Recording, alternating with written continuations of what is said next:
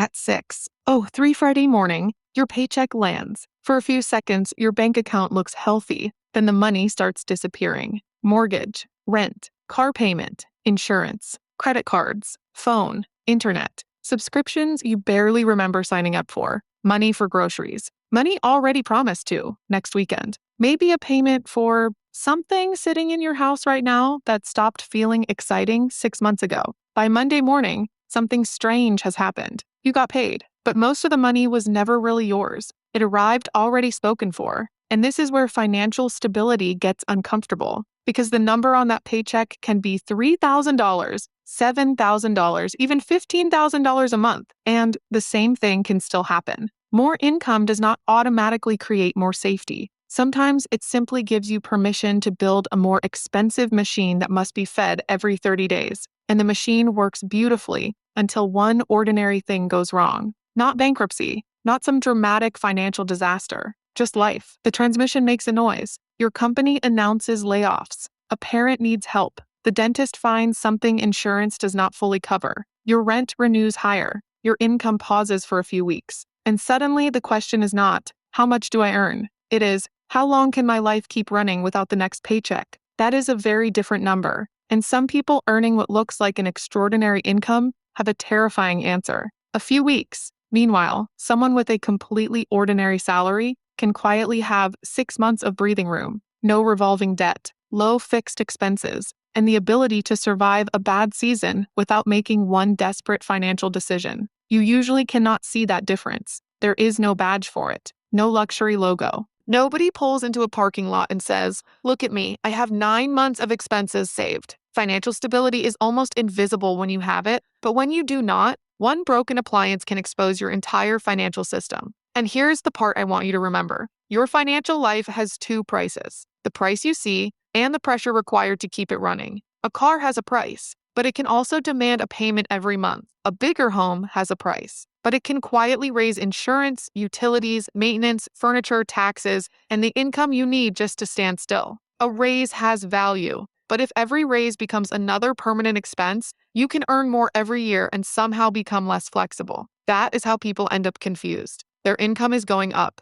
Their lifestyle is improving. Their credit score looks fine. They're paying their bills. Nothing appears broken. Yet money somehow feels tighter every year, because financial instability rarely arrives wearing a sign that says, "You are now financially unstable." It usually arrives disguised as normal life: a nicer car, a slightly better apartment, another convenience, another monthly payment, a little less cash, a little more income required to maintain everything, until eventually, your paycheck stops funding your life. Your life starts controlling your paycheck. That is the trap these 9 rules are designed to prevent, and they are surprisingly simple. One rule tells you how much of your income should never become lifestyle. One explains why a raise can actually make your finances weaker. One gives you a completely different way to judge monthly payments. Another changes how you think about every expensive thing you want to own. And the most important rule has almost nothing to do with becoming rich. It is about building a financial life that can take a punch without falling apart. Because the real test of money is not how impressive your life looks the day after payday. It is what happens when payday does not come.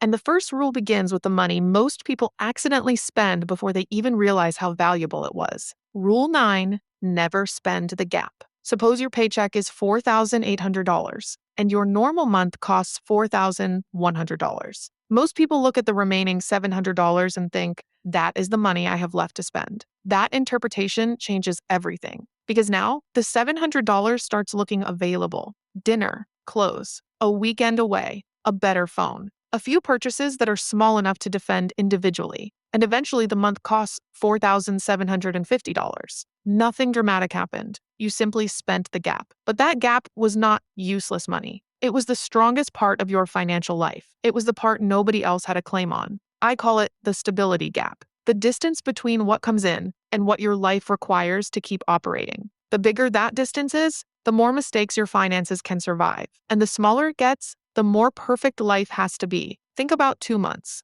In month 1, nothing goes wrong. You make the payment, buy the groceries, go out. Everything works. In month 2, the refrigerator dies. If you have a $700 stability gap, the refrigerator is irritating. If you have a $30 stability gap, the refrigerator is debt. Same refrigerator, different financial life. And this is why people often become less stable as their income rises. They do not protect the gap, they upgrade until the gap disappears. The new salary gets a new apartment. The new apartment gets new furniture. The new job gets a newer car. The newer car gets higher insurance. The higher income creates a more expensive version of normal. Then one day, they are earning more money than they ever imagined and somehow have less room to breathe. So here is the rule. When your income rises, do not ask, "What can I upgrade?" Ask, "How much of this new gap can I permanently keep?" Because the money that changes your life is often not what you spend. It is what you refuse to turn into another obligation. And once you understand that, the next rule becomes almost unavoidable. Rule 8, pay your future before your present gets creative. There is something strange about money sitting in a checking account. It starts generating ideas. You see $3,000. Then you remember the shoes, the restaurant,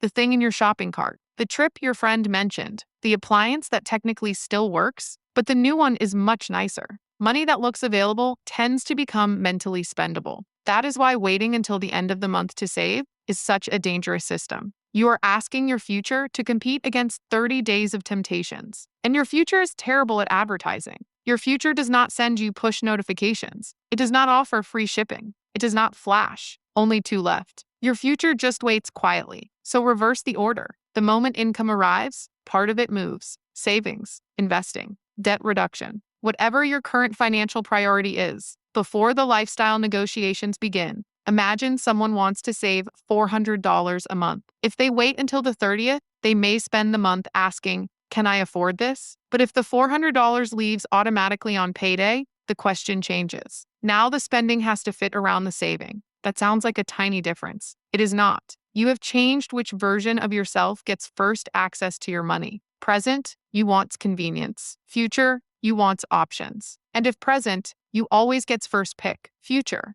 you gets leftovers. Here is the surprising part. You may not even feel much poorer. People adapt incredibly quickly to what appears available. If your account normally shows $3,200 after payday, you spend around one reality. If it automatically shows $2,800, your decisions begin forming around another reality. The transfer becomes invisible, and eventually the wealth it creates becomes very visible, but this only works if you avoid the mistake that destroys the system every time your income improves. Rule 7. A raise is not permission to rewrite your whole life. The email arrives, promotion approved, salary increased. You feel taller for about 3 days. Then something strange happens. Your old life starts looking inadequate. The car that was perfectly fine last month suddenly feels embarrassing. Your apartment feels smaller. Economy class feels insulting. The phone in your hand has somehow become ancient despite working perfectly. This is one of the most expensive psychological shifts in personal finance because a raise creates a short window where your income has increased,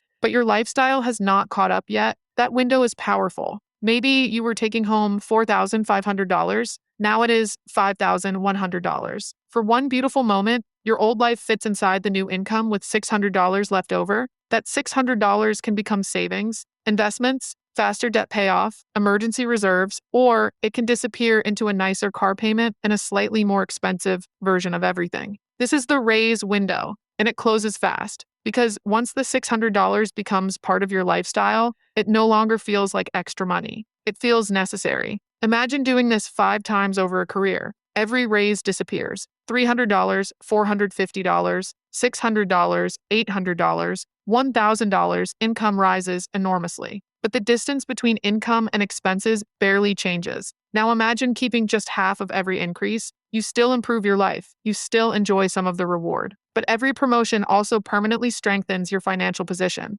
That is the part people miss. A raise should not only make your lifestyle better, it should make your finances harder to break. And if you want to know whether that is actually happening, there is one number you should calculate that has nothing to do with net worth. Rule 6, know your survival number. If your income stopped today, what would it cost to keep the essential version of your life running for 1 month? Not your normal spending, your survival spending. Housing, basic food, utilities, insurance, transportation, minimum required debt payments, medication, the expenses that do not disappear just because you are having a bad month. That total is your survival number. And knowing it changes the way you see savings. Suppose your normal lifestyle costs $5,200 per month, but But if something happened, you could temporarily reduce that to $3,600. Now, $18,000 in cash does not simply look like $18,000. It looks like 5 months, 5 months of housing, 5 months of food, 5 months where you do not have to make decisions and panic. That is what an emergency fund really buys. Time.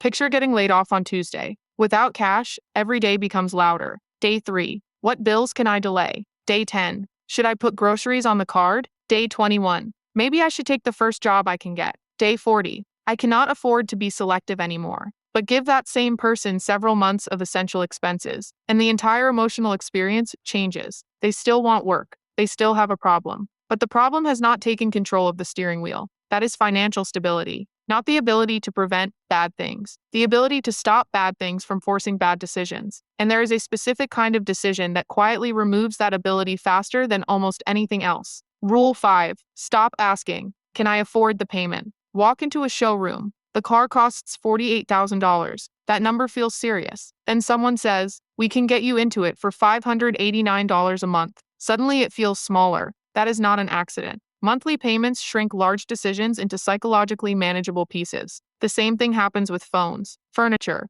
travel, electronics. Buy now, pay later. Subscriptions, even houses. The question slowly changes from, what does this cost? To, can I make the monthly payment? And those are very different questions. Suppose you have $1,200 left after your essential expenses each month. You add a $600 payment. Can you afford it? Technically, yes. But you just sold half of next month's flexibility, and the month after that, and the month after that. This is what monthly payments hide. They do not only divide the price, they divide your future income before you earn it. One payment may be fine. Then comes another. $589 car, $110 phone plan and device, $85 furniture, $60 streaming, $140 gym and memberships, $220 other financing. No single payment looks terrifying. But together, they create something I call the pre-spent paycheck. Money that has not arrived, but already has an owner. That is why someone can earn $8,000 next month and still feel broke today. Half of next month has already been promised. So, before adding a new recurring payment, ask a harder question. If my income fell next month, would I still be glad I committed to this? That one question exposes a lot, because sometimes you are not buying a car. You are buying a car plus 48 months of reduced flexibility, and there is another cost even the monthly payment does not show you. Rule 4. Everything expensive has a second price. Imagine somebody tells you, I can afford the house. What does that mean? The down payment? The mortgage? Because the house does not stop costing money when you get the keys. There is insurance, utilities, furniture, repairs, property taxes, maintenance, a larger roof, more windows, more rooms to heat, more rooms you eventually decide need furniture. Maybe a bigger home also puts you farther from work. Now transportation changes too. This is the mistake people make with expensive purchases. They calculate the entrance fee, not the relationship.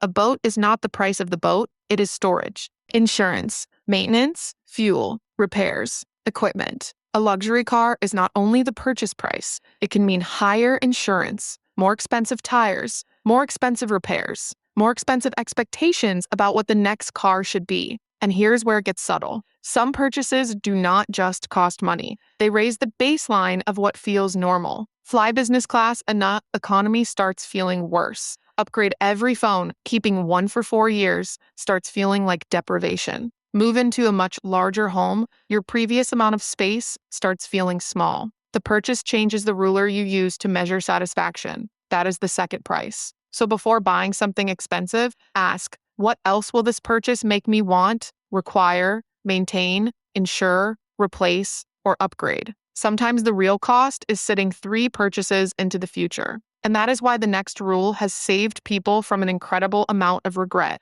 without requiring a single spreadsheet. Rule 3. Never make an expensive decision at maximum emotion. You know exactly what this feels like. You did not care about the thing yesterday. Then you see it. Now you cannot stop thinking about it. The car, the watch, the couch, the vacation, the house. Suddenly your brain becomes an unpaid salesperson. You deserve this. You have been responsible. It will last forever. You will use it every day. It is basically an investment. It is on sale. And my favorite, I'll just make up for it next month. 5 minutes ago, you were fine. Now your brain is presenting a closing argument. That is the emotional peak. And expensive decisions made at the emotional peak often produce very strange mathematics. A $2,000 purchase becomes only about $5 a day if I keep it for a year. Interesting. Your brain has just invented cost per day accounting because it wants a new laptop. So create delay. 24 hours for smaller wants, several days for larger purchases. Longer for anything that meaningfully changes your monthly obligations. The goal is not to stop yourself from buying things you enjoy.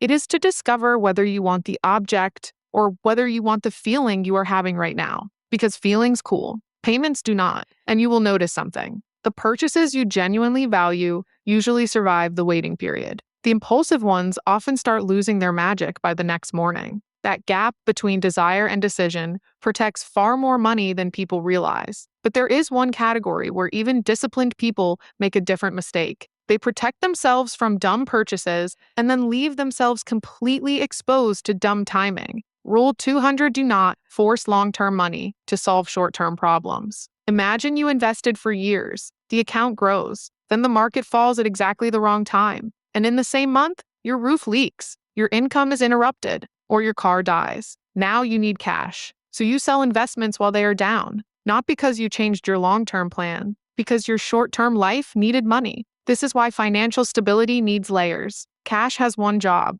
Long-term investments have another. If every dollar is invested because cash feels unproductive, one ordinary emergency can force you to touch money that was supposed to stay untouched for years. But keeping absolutely everything in cash creates another problem. Your long-term future never gets the chance to grow. So stable finances separate the jobs. Money you may need soon should not depend on tomorrow being a good day in the market. Money meant for years from now should not be constantly interrupted by this month's inconvenience. Different money, different purpose. This is also why the person with the highest investment balance is not automatically the most stable. If they have no accessible cash and huge monthly obligations, one bad month can still force terrible decisions. Financial stability is not one giant number, it is a system. Cash, low pressure, manageable obligations, long-term assets, room to adjust. And all of that leads to the most important rule in this entire video. Because if you remember only one idea, make it this one. Rule 1, buy options before you buy appearance. Go back to Friday morning, 6:03. The paycheck lands. For a few seconds, the number looks good. And then everybody takes their piece. The lender, the landlord, the credit card company, the car company, the subscriptions, the lifestyle, until very little remains that still belongs to you. Now imagine a different Friday. The paycheck lands. Some goes to bills. Some automatically goes to your future. There is cash sitting untouched for things you cannot predict. Your fixed expenses leave room. Your car does not need to impress anyone. A raise has made you stronger instead of simply more expensive. And there is still money left that has not been assigned a job by somebody else. That money may look boring, but boring money can do extraordinary things. It can let you say no to overtime when your family needs you. It can let you leave a job that is destroying your health. It can let you repair the car without wondering which credit card has room. It can let you help someone you love without putting yourself underwater. It can let you wait, think, negotiate, recover, walk away. Those are options.